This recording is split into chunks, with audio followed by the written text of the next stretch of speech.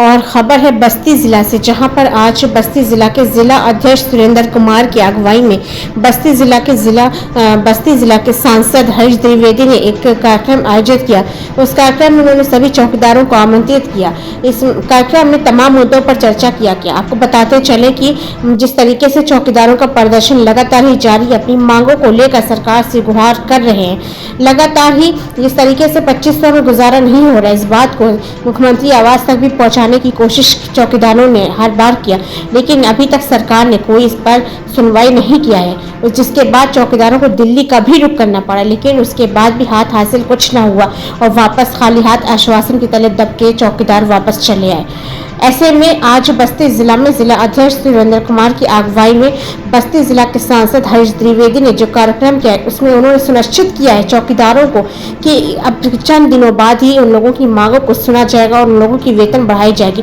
चौकीदारों की जो मांगे थी आपको बताते चले, तमाम मांगों पर हरीश द्विवेदी ने चर्चा किया और इस चीज को वचन दिया है और आश्वासन दिया है कि अब ज्यादा दिन दूर नहीं जब उनकी मांगों को सुनकर उनकी वेतन को बढ़ाया जाएगा। अब देखना ये होगा कि 2024 का चुनाव जो है वो बिल्कुल सामने है।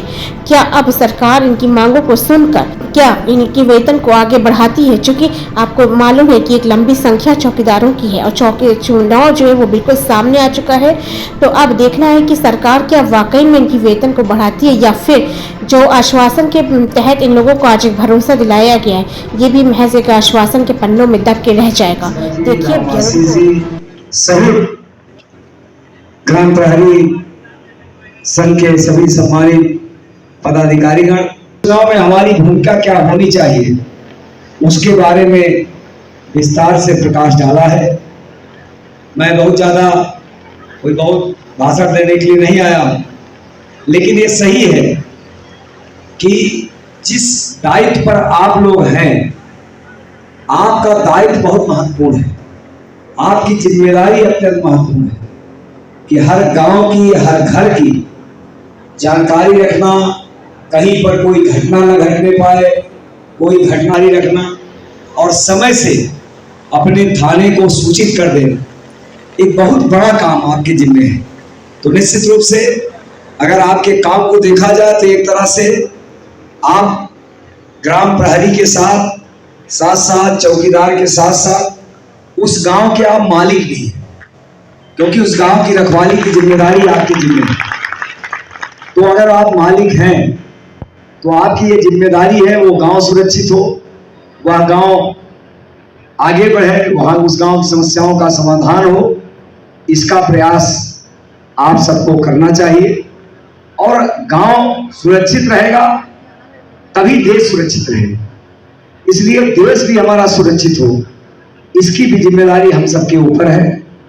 मैं आपकी जो समस्याएं हैं, आपने बहुत छोटी समस्या के बारे में बताया कि 2 हाजिरी होनी चाहिए, निश्चित रूप से उसको मैं लिखा पढ़ी में है तो इम्प्लीमेंट करवाऊंगा, लागू करवाऊंगा।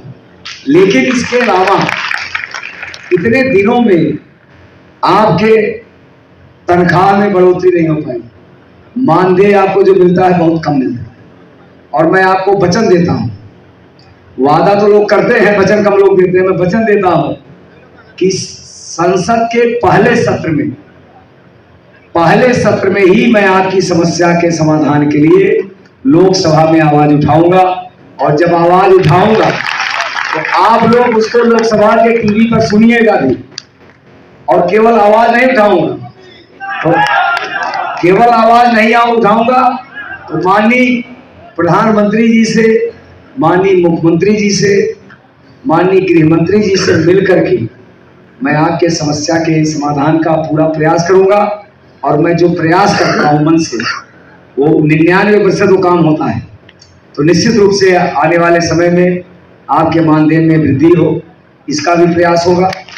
रही बात व्यक्तिगत रूप से, मैं सांसद हूं और आप हमारे सम्मानित मतदाता हैं, हमारे जिले के रहने वाले हैं, तो जितना अधिकार हमारा आपके ऊपर है उतना ही अधिकार और उससे ज्यादा अधिकार आपका हमारे ऊपर है।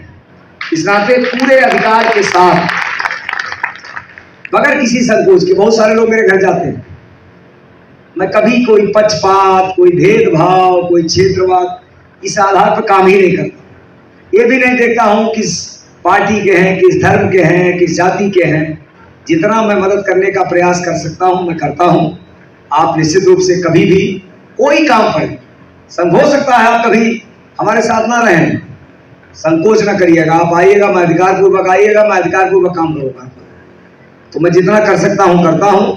आपकी जो भी समस्याएं हैं मैं आपके जिला अध्यक्ष जी से वो नाम ले करके मैं उन समस्याओं के समाधान के लिए पूरा प्रयास करूंगा और निश्चित रूप से उसका समाधान होगा। मैं इस अवसर पर आप सबके सभी पदाधिकारियों का, आप सबका आभार व्यक्त करता हूं, क्योंकि मेरा सुबह से कार्य को मैं पूरा प्रयास करूंगा। बहुत बहुत धन्यवाद। नमस्कार।